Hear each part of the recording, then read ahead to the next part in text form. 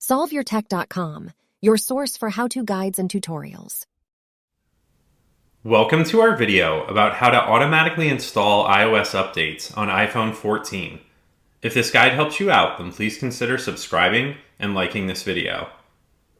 Periodically, Apple will release updates to its iOS operating system that fix problems and add new features.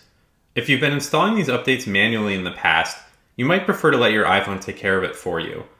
You can enable automatic iOS updates by opening the Settings app. Then you can scroll down and choose the General option.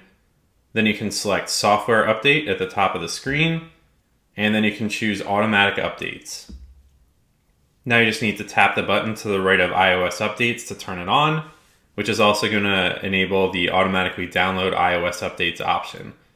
Finally, if you would like the iPhone to automatically install security responses and system files, then you can enable that as well.